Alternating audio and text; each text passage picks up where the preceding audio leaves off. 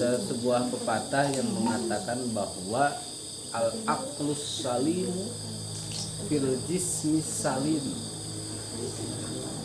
Akal yang sehat itu terdapat pada raga yang sehat. Maka pada bagian ini kita tidak akan bisa berpikir jernih kalau seumpamanya badan kita ini sedang sakit. Maka komponen ini antara jiwa dan raga ini mesti menjadi satu kesatuan yang utuh. Nah, jiwa yang sehat itu terlihat dari apa? Tentu terlihat dari wujud masing-masing dari kalian. Seseorang dikatakan gila bisa kita lihat di pinggir jalan kalau dia tidak berpakaian telanjang, pasti dibilang gila gitu. Secara sederhana kan begitu. Atau dia berpakaian tapi pakaiannya compang-camping, maka dia bisa dikatakan gila. Nah, maka pada bagian ini dalam setiap tempat ada standar etis yang harus dipenuhi supaya dia dikatakan sebagai orang yang sehat dari segi akalnya, orang yang sehat dari segi jasadnya, atau kedua-duanya mempunyai satu kesatuan yang utuh, sehat. Nah, maka pada bagian ini penting untuk kita sadari bahwa penyesuaian terhadap tempat dari jasad kita supaya dikatakan kita ini sehat dari segi akal, supaya kita ini dikatakan sehat dari segi jasad, untuk melakukan penyesuaian. Salah satunya adalah melalui uniform. Tahu uniform? Seragam. Ya. Maka dalam hal ini penting.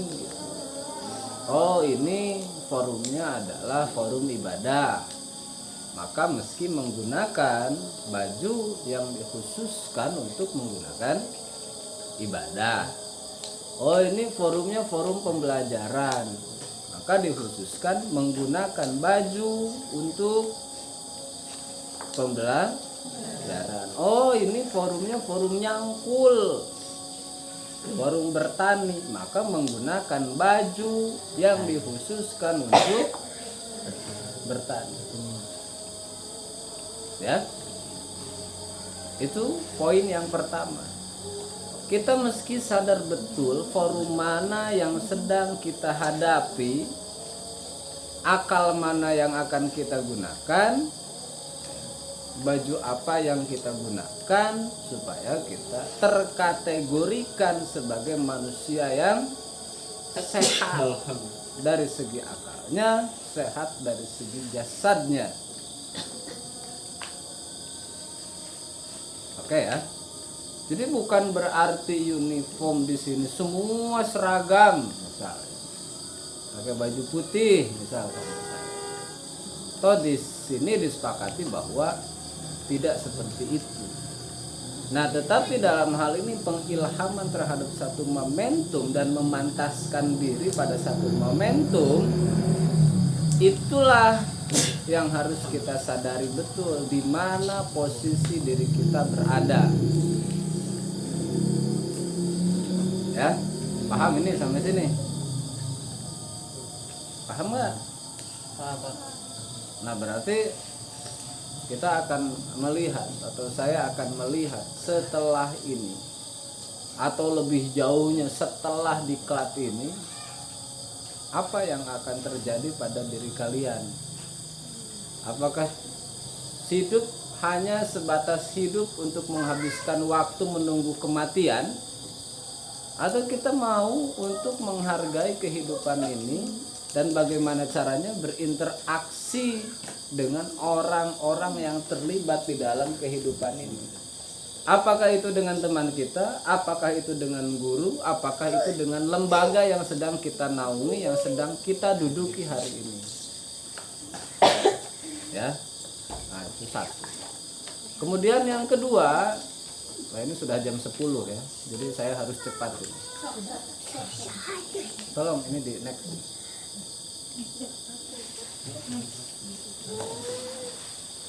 Waktu itu seperti pedang. Kalau seumpamanya kita tidak dapat menaklukkan waktu, maka waktu itulah yang akan menaklukkan kita. Kalau seumpamanya kita tidak bisa menaklukkan pedang, maka pedang itulah yang akan membunuh kita.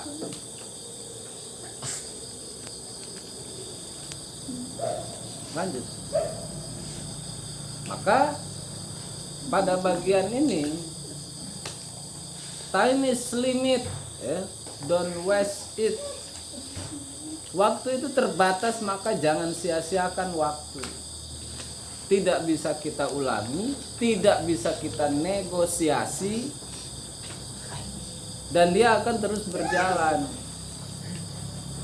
Maka sejauh mana orientasi kita hidup di dalam melintasi setiap detik perjalanan waktu yang berpindah kepada setiap menit, ke setiap jam, dan hari, minggu, hingga tahun yang terus berganti.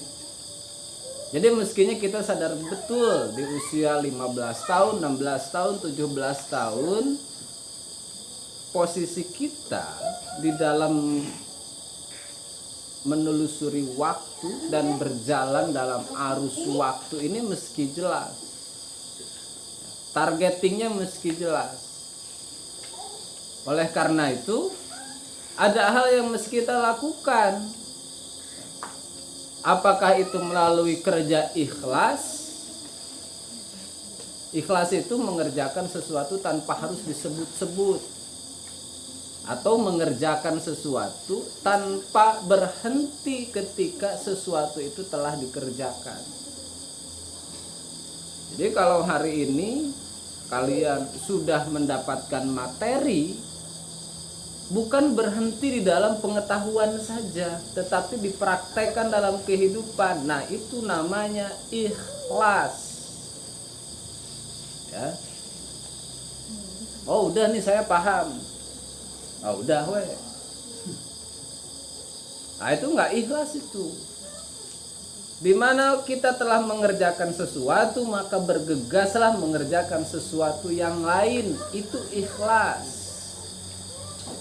Dimana kita telah mendapatkan pengetahuan, maka segera praktekkan pengetahuan itu. Itu ikhlas. Ya. Selanjutnya, kerja cerdas. Maka pada bagian ini kita mesti mampu untuk mengefektifkan, mengefisienkan waktu. Tepat daya, tepat guna. Karena waktu tidak bisa dihemat. Jadi nanti yang menjadi MC ya, untuk menghemat waktu, mari kita panggil. Nggak bisa waktu dihemat yang tadi